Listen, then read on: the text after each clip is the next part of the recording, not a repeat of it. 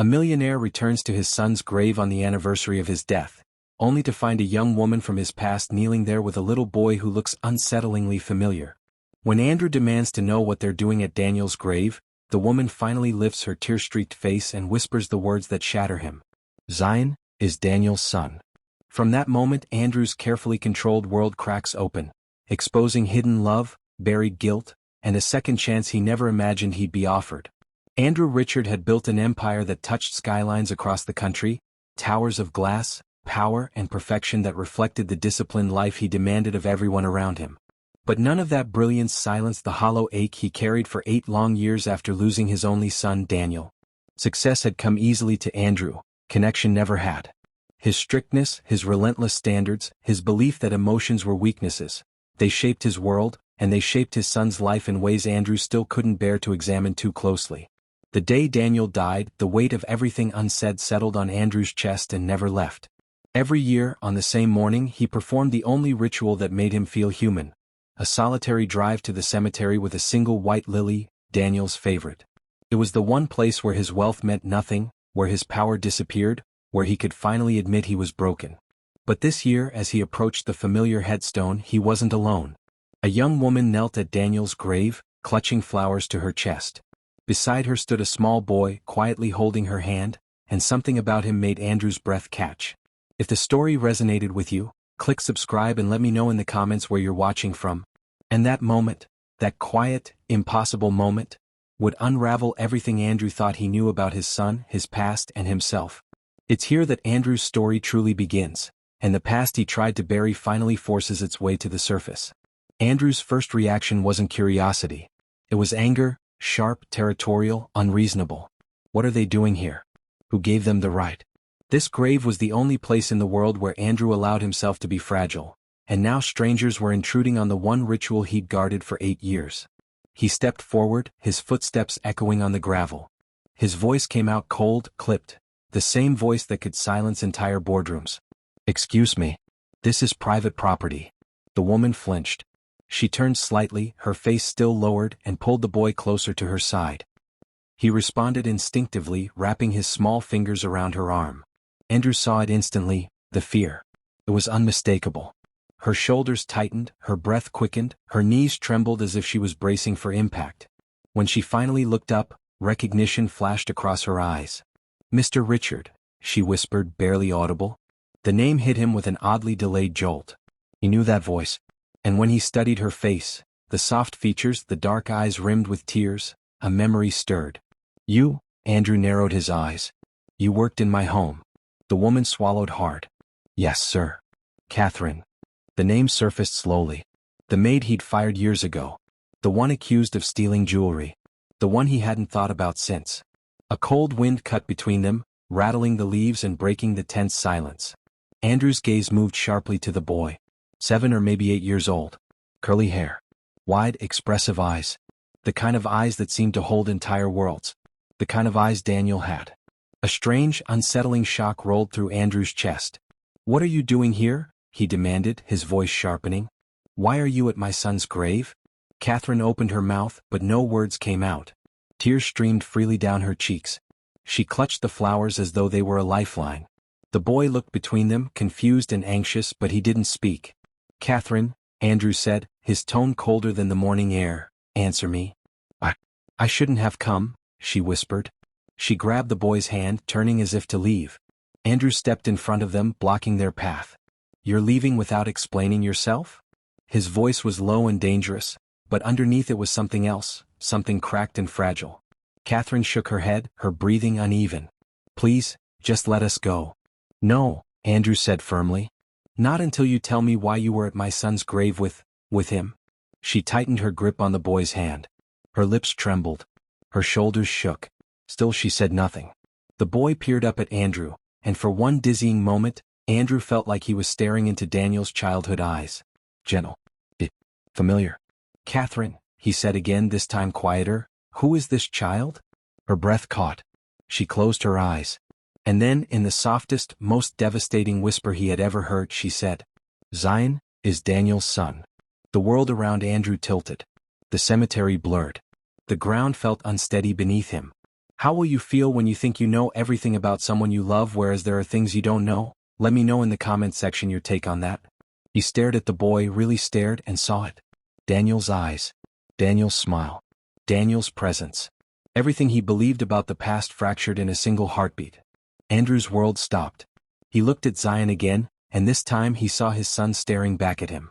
For several seconds Andrew could only stare at her, the words echoing in his mind like a blow he hadn't braced for. Zion is Daniel's son. No, he finally muttered, shaking his head as if he could physically push the truth away. No, that's impossible. His voice cracked, unfamiliar and unsteady. Daniel would have told me. He should have told me. But even as he denied it, his gaze drifted to the boy. Zion tilted his head, slightly to the right, thoughtful, hesitant. Daniel used to do that. He gave a small, nervous half-smile, gentle, soft around the edges. Daniel had smiled that way. His eyes, God, those eyes, held the same quiet depth Andrew had never understood when his son was alive. Every denial Andrew tried to build crumbled under the weight of the resemblance standing 2 feet away. "Catherine," he whispered, swallowing hard, "tell me the truth. All of it." She looked at the ground, her hand locked around Zion's as if she feared he might be snatched away. We're in love," she said quietly. "For 2 years." Andrew's breath caught. "We kept it secret," she continued, "because Daniel was terrified of how you'd react. You said you wouldn't understand. That you'd never accept someone like me in his life." The words pierced deeper than he expected. Someone like her. A maid. A young black woman in his wealthy, rigidly structured home. A person he hadn't bothered to know. Perhaps Daniel had been right. Catherine's voice trembled as she went on. "We were careful. We thought no one knew. But then the accusation happened." Andrew stiffened. "Theft." She nodded. "One of the house staff, Marilyn, she didn't like me. She said I stole her bracelet. I tried to explain but you didn't let me. You fired me right there in the kitchen." Andrew's memory flickered. Flashes of anger, of control, of irritation at being bothered with what he believed was trivial household chaos. He had never once stopped to ask if the accusation was true. "Daniel tried to defend me," Catherine whispered. "He begged you to listen. He told you I would never do something like that. But you." Her voice broke. "You didn't even look at me." Shame washed over him, heavy and suffocating. Catherine drew a shaky breath. "After you fired me, Daniel came to find me. He apologized for you. He said he knew you wouldn't change. He said he was tired of living in a house where he had to pretend to be someone he wasn't." Her fingers tightened on Zion's. "We decided to leave," she said. "Daniel saved money. He found a tiny apartment near the art district. He said we could start fresh. He could paint. I could work. We didn't need anything else." Andrew closed his eyes, the image of his son smiling freely, living simply, tearing him apart. "We were supposed to leave in 2 weeks," Catherine whispered. "But then the accident happened. His hiking trip." Andrew felt the ground sway beneath him. "I was 2 months pregnant," she finished. Silence hung between them, broken only by the rustle of the cemetery trees. "Why didn't you tell me?" Andrew finally whispered, the words raw. Catherine's tears spilled over. "Because I was afraid you'd take him from me. Or worse, reject him. Reject us. I still remember how you looked at me when you fired me. Like I wasn't worth the air I was breathing." The truth slammed into Andrew with brutal clarity. His choices. His blindness. His pride. All of it had cost him years he could never reclaim. Something inside him fractured. He sank to the grass beside Daniel's grave, the damp earth staining his expensive suit. For the first time in 8 years, for the first time in far longer than that, he broke. Tears streamed down his face, dripping onto the stone. Not just for Daniel, but for the grandson he'd never known. For the love his son had hidden out of fear. For the life he'd crushed without ever realizing it. Catherine watched silently, torn between sympathy and old wounds. After a long moment, she gently tugged Zion's hand. "We should go." They began to walk away. Andrew lifted his head, desperate, his voice trembling. "Please, don't go." Catherine didn't turn. He stood, breath uneven. "I need to know him. I need to." His voice cracked under the weight of everything he'd lost. Catherine stopped. But she didn't turn around. And for a suspended moment, the world held its breath. How will you feel when the person you despise so much blessed you with joy you think you could never have? Let me know in the comments section. Days passed, heavy and restless. Andrew barely slept. He spent his nights pacing the silent halls of his mansion, replaying Catherine's words, seeing Daniel's eyes in the little boy who should have grown up calling him Grandpa. He tried to contact her, through old employment files, through people who once worked for him, through anyone who might know where she lived. But every attempt slipped through his fingers. Catherine was avoiding him, shielding her son from the man who had once shattered her life. Finally, after nearly a week, she answered one of his messages. One word, fine. Then another, public park. Afternoon. Short meeting. Even her conditions warned him. Do not think this means forgiveness. When Andrew arrived at the quiet park, he found her sitting on a bench beneath a jacaranda tree, purple petals scattered around her feet.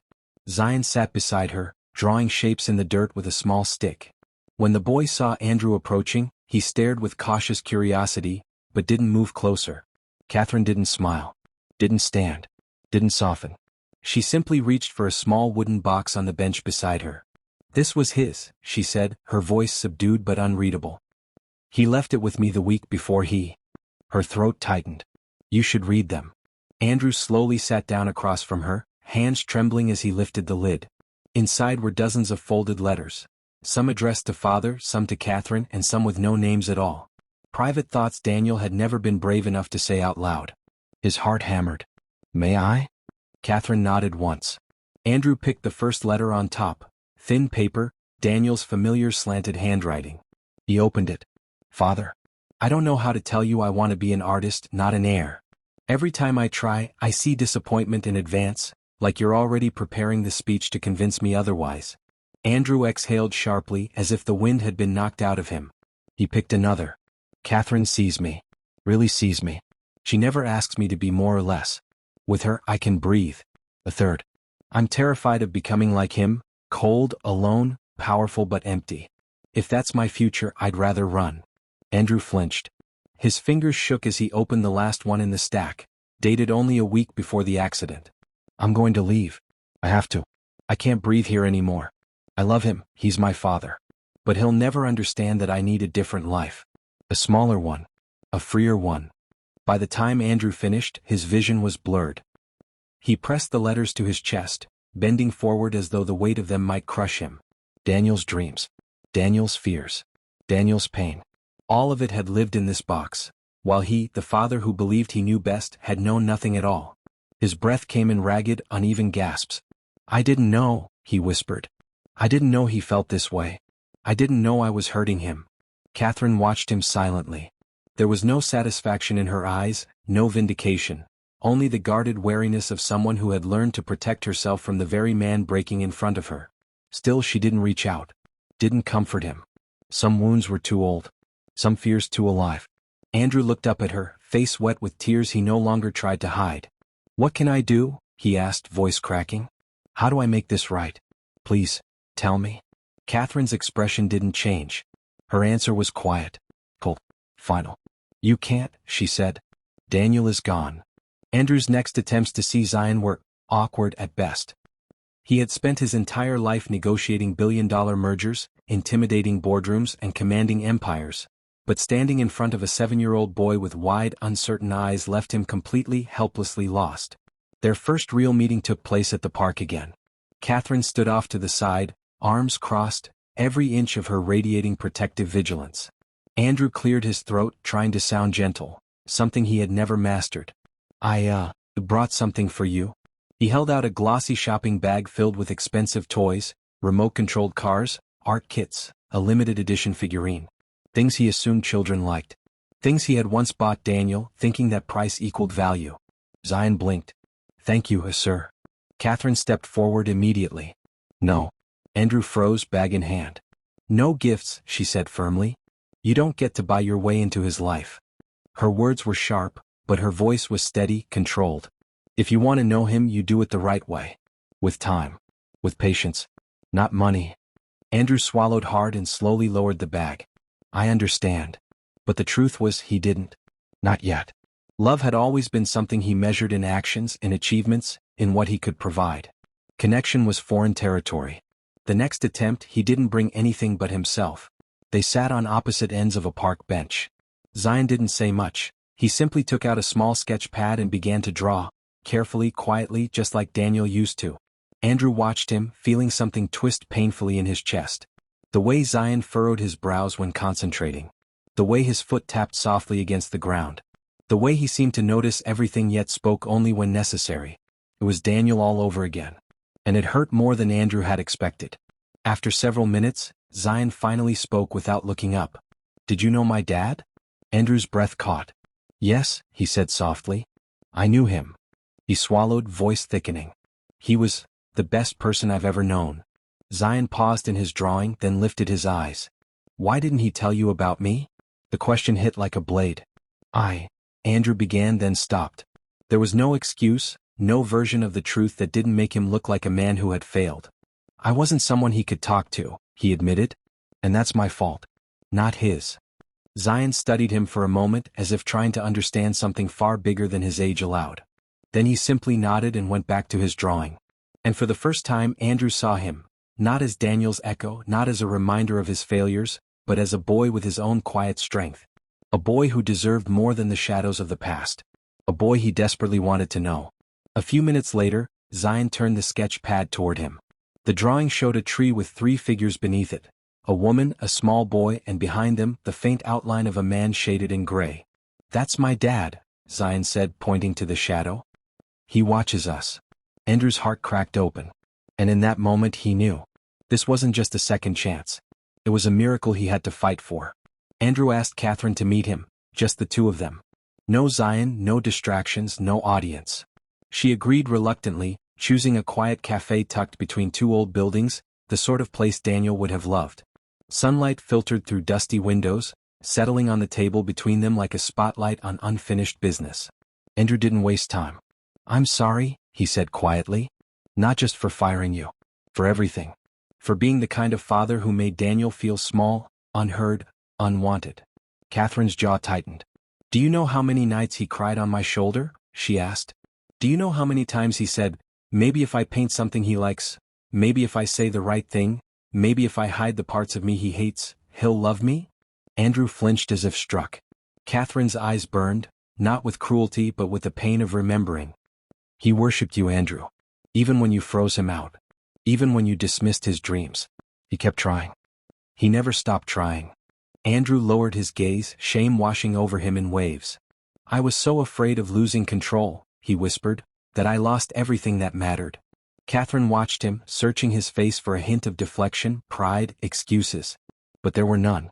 Only a man stripped bare, sitting in the ruins of the person he used to be. Slowly, her posture softened, not forgiven, not healed, but no longer fueled by the raw heat of resentment. She reached into her bag and pulled out a small folder. "These were his," she said quietly. Inside were photos. Daniel laughing on a beach, Daniel covered in paint, Daniel kissing Catherine's cheek with a wide, unguarded grin. Sketches followed. Rooftops at sunset, hands intertwined, early drawings of a baby crib he'd hoped to build. Then a journal, open to a page titled "What I Want My Life to Look Like." The list was simple. A tiny apartment with plants. A wall full of paintings. Catherine. A child who grows up feeling seen. Freedom. Andrew's throat tightened, vision blurring. He had spent years believing his son lacked ambition, when in truth Daniel simply had a different kind. "He was happy," Andrew murmured. "With you, he was happy." For the first time in his life, Catherine said softly. He felt safe. They fell into a long, fragile silence. 2 people bound by love for the same man. One grieving what he lost, the other grieving what might have been. Finally, Catherine spoke. "Zion deserves to know his grandfather. But not the man you were." She met his eyes, steady and unflinching.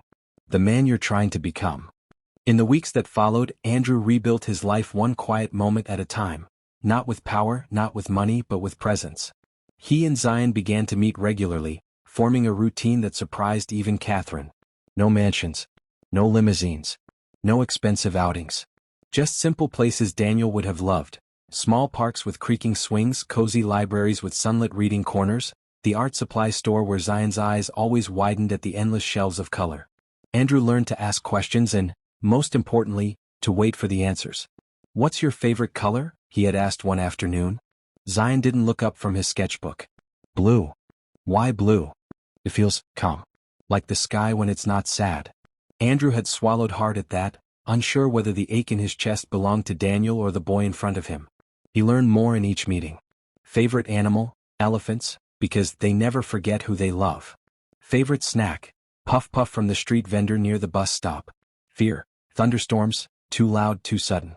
Dream? To make a comic book someday. Andrew listened, really listened, as if each detail was a thread weaving a bridge between them. One Saturday he brought a simple wooden kit to the park. Not a gift, just an idea. A birdhouse, he explained. Your dad and I used to build them when he was your age. He'd paint each one like a tiny world. Zion's eyes glowed with cautious excitement. Can we build one too?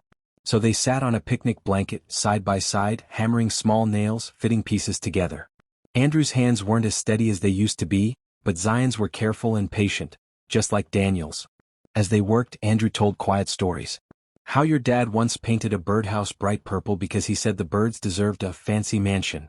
How he climbed the apple tree in the backyard and refused to come down until Andrew promised not to send him to another leadership camp. How he used to hum while he worked, softly, under his breath. Zion smiled at that. I hummed too. I know, Andrew said softly. I hear him in you. Nearby, Catherine watched. She saw Andrew fumble with the wooden pieces, struggle with the hammer, apologize when he bent a nail. She saw him try, fail, try again, without frustration, without ego. For the first time she believed he might truly be changing. Later that week, Andrew approached her carefully.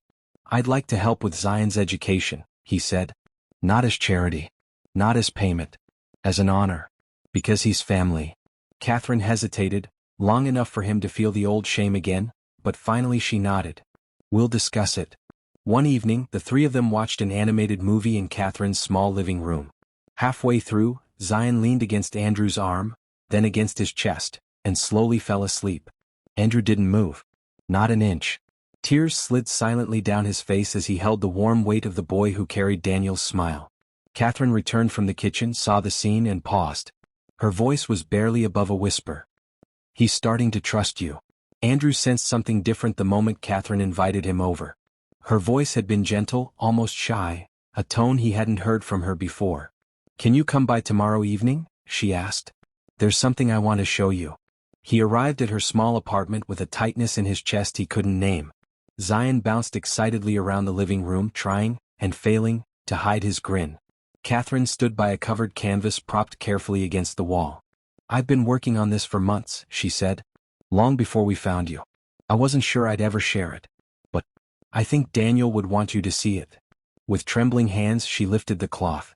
Andrew's breath left him in a broken, silent rush. The painting showed Zion standing beneath an enormous oak tree, strong, grounded, full of life. Daniel's favorite kind of tree. Catherine stood beside their son, her hand resting gently on his shoulder, her face full of quiet strength and love. And behind them, painted in soft, glowing hues, was Daniel. Not solid. Not fully human. A warm silhouette made of light and memory. Watching them. Protecting them. Loving them. Andrew fell to his knees. He didn't try to stop the sob that tore from his throat. He didn't hide his shaking hands. He didn't fight the grief, or the gratitude, pouring out of him. He pressed both palms against the edge of the canvas as if holding on to the last piece of his son he would ever have. He's here, Andrew whispered. My boy, he's here. Catherine knelt beside him, her own eyes shining. This was how he always talked about the future, she murmured. He wanted Zion to grow up surrounded by love. By roots. By family. Andrew bowed his head, shoulders shaking. I failed him, he said. I failed both of you. No, Catherine said softly. You're trying now. And he would have seen that. Zion approached quietly, his small hand resting on Andrew's trembling shoulder. Grandpa Andrew? The boy asked. Andrew lifted his head, eyes red, breath unsteady. Yes, he whispered. Can I call you that? Grandpa. The words pierced him, soft, innocent, world-changing. Tears spilled freely as he pulled Zion gently into his arms. I would be honored, he said, voice breaking. So honored. Zion hugged him tighter. Catherine watched the two of them, the man who had once been a stranger, now holding the child who carried Daniel's heartbeat, and her chest ached with a bittersweet kind of peace. Later, Andrew brought the painting back to his mansion. He didn't hang it in his office or in one of the grand hallways filled with meaningless, expensive art. He placed it in the foyer, right where anyone who entered his home would see it first. A reminder. A promise. A family reclaimed from the ashes. And for the first time his house felt alive. Andrew's life changed in ways he never imagined, quietly, steadily, like a tide reshaping the shoreline. He didn't announce it to the world. He didn't make speeches. He simply stepped back. He handed over major responsibilities at the company, shocking partners who had known him only as a relentless force. They whispered that he was becoming soft. But Andrew didn't mind. For the first time in decades, he wanted to be soft. He made breakfast with Zion on Saturdays, even though he burned the eggs. He helped Catherine fix a broken cabinet door in her apartment, even though the hinge ended up slightly crooked. He learned that being present mattered more than being perfect. And the more time he spent with them, the more human he became. Their new tradition began naturally. Every Sunday morning, the three of them walked together to Daniel's grave. Zion carried a new drawing each week, a superhero version of his dad, a tree full of painted birdhouses, a family portrait with Daniel shining above them. Catherine brought stories, small ones, tender ones, the tiny memories that made Daniel real to his son. And Andrew placed flowers at the base of the headstone, his hands steady now instead of trembling. Zion spoke about his father with an ease that stunned Andrew. "He likes this drawing," he said one morning, patting the ground near the grave. "I can feel it. He says it's my best one yet." Catherine smiled softly and ruffled his hair. Andrew felt something warm, powerful, and indescribably gentle settle in his chest. Zion was thriving, loved, safe, confident. Daniel's legacy lived in him not as a wound but as a guiding star. Catherine had changed too. The shadows that used to darken her eyes were fading.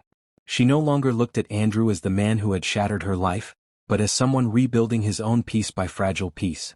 Someone willing to earn her trust, not demand it. Someone who loved Zion with a devotion that surprised even her. One morning, Andrew lingered at the grave after Catherine and Zion stepped aside to admire a nearby butterfly. He knelt slowly, touched the cold stone, and whispered, "I failed you, son." The wind rustled gently through the leaves overhead. "But I won't fail him," Andrew continued, voice steady now. "I promise you that." He looked up to find Zion watching him with wide, trusting eyes. The boy smiled, and it was Daniel's smile, soft around the edges, full of quiet warmth. Andrew rose to his feet, took Zion's hand in one of his and Catherine's in the other. Together they walked away from the cemetery, three lives bound by grief, healed by love, moving toward a future none of them could have imagined. The camera lingers on Daniel's grave. Fresh flowers rest on the grass. Beside them lies Zion's latest drawing, a family of three with a guardian angel above them. Wealth had built Andrew's empire. But love, fragile, painful, sacred love, had finally brought him home. My heartfelt thanks to you for staying till the very end of this tale. If this one touched you, I promise, the next story will captivate you even more. Subscribe, like, and comment so that you will be updated on the next story.